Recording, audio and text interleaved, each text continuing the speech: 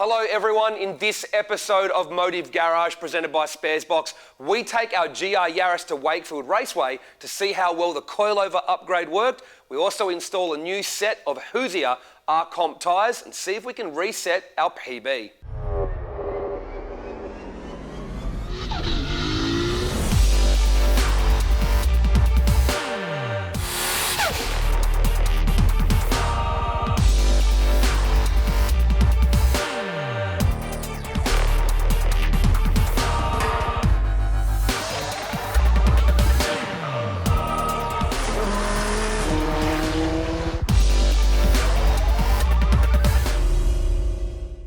After fitting Shockworks coilovers to our Yaris and having the car aligned by Porter Performance, our next step was to fit some serious R-Comp rubber before we hit Wakefield Park Raceway.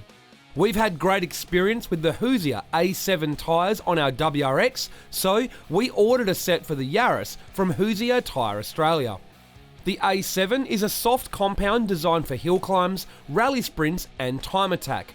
Their performance can be best described as incredible.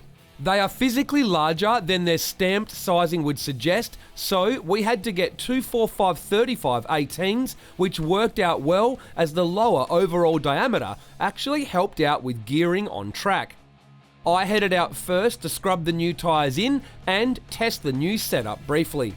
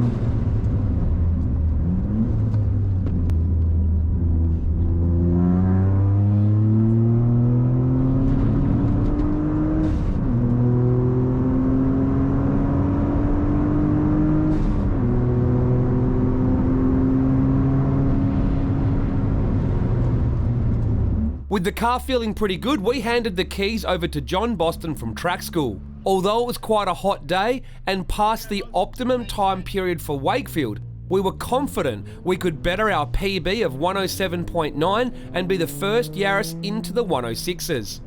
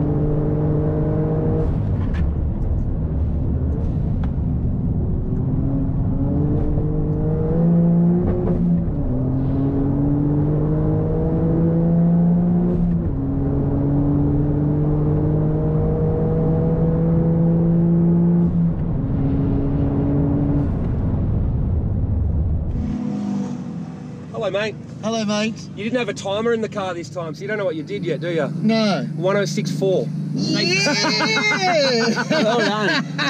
For an almost stock car, that is dumb. Holy smoke! It felt fast. 1064, 1065. It felt fast. Yep. And it looked like it did it without really Yeah. no fuss. What do you think of the new setup chassis-wise, though? Like, I know the tyre does a lot, but like coilover and bars, is there work left to do? Oh, well, now it actually handles as well. It's not just the tyre grip, but like just turning, you can throw it in corners, you can carry brake into the corner, and overall, considering it's coilovers in, I corner weighted it, tested it, aligned it how I just thought off the top of my head initially.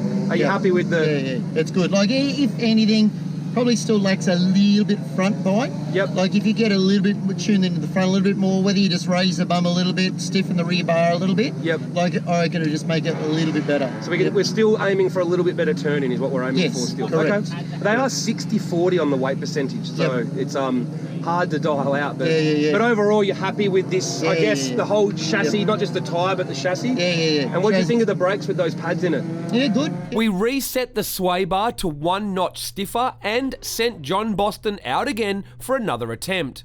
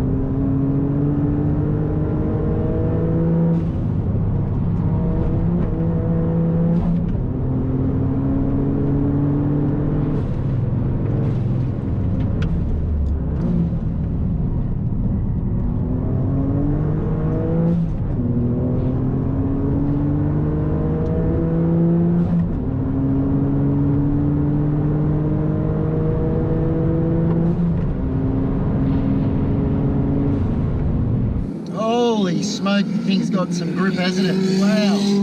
Considering it's still got a standard grunt, it's just amazing. Like, the chassis is just coming to life now that it's got some shocks and it's got some tyres and it's got some sway bars, and it's like, wow, it really shows you, like, you just don't want to do one little mod. If you're going to do that, you've got to do a couple of things, especially if you're half serious about tracking the car, because it's like, wow, like it has grip. Imagine what this thing's going to be like when we get some grunt. That's going to do some serious lap times. Wow. Pretty much the same. So you did like a 6.7, a 6.6, a 6.5, a 6.4, and a 6.5. Consistent at least. You're a bracket racer. There you go. Mate, I'm fine with that, you know, like, because it's real. This is a real track day, mate. Yeah, it's right. 2 o'clock in the afternoon, like, what's the ambient temperature? Like, it's warm, and everybody knows in time attack world that the track's always going to be faster in the morning. The track always falls off a little bit in the afternoon here, and we're still doing 6s, you know, at this time of the day. Shows you there is a lower 6, potentially a high 5. Yeah. If the stars were all aligned. Yeah, I know. You know, with the car not having to change anything. Yeah, it's right. You know, so with grunt, mate, we're going to be doing 4s. There is no doubt about it. The conditions on the day meant we were confident the car had achieved all it could that day, so I jumped in for a bit of fun. There was traffic on each lap, so the time wasn't worth mentioning, but it was good to get some more seat time in the GR Yaris.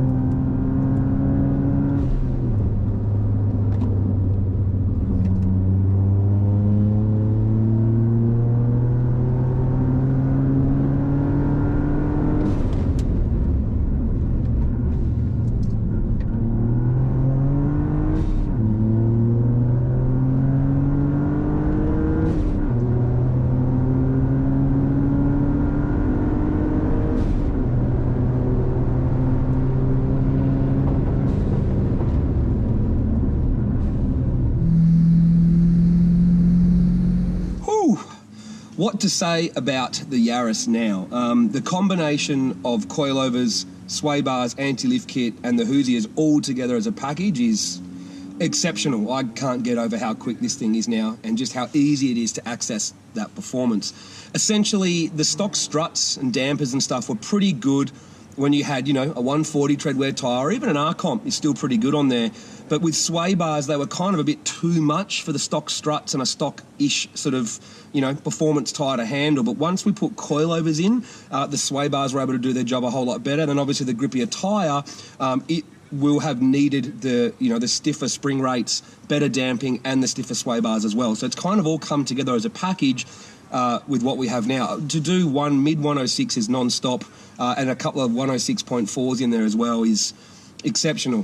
Boston said it perfectly, is if this had some grunt, we could even skip 5s and go to the 4s in this thing, which is astonishing for, a car we paid 40 grand for, or some people are paying more like 50.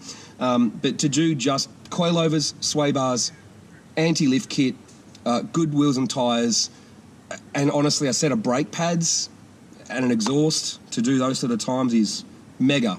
So where to from here? Well, engine development really is probably our next thing we need to do. We're pretty happy with our chassis development on the car and how quick it is with just chassis work, tyres and a bit of brakes. We do have some larger rotors coming for it. We've got an LSD coming for it. So there's still a little bit more chassis stuff to do. But right now we need to concentrate on how to get some more grunt out of these things, especially in the mid-range. If this thing had like another 30, 40 kilowatts in that sort of 3.5 to 4.5 area, it would be a much quicker car off the corner and definitely help the car. It doesn't need heaps of more top end, but if it gets some more mid-range into this thing, we could take another second off the car easily, if not more. So looking forward to doing some engine development and testing now and continuing on from here. So see how we go.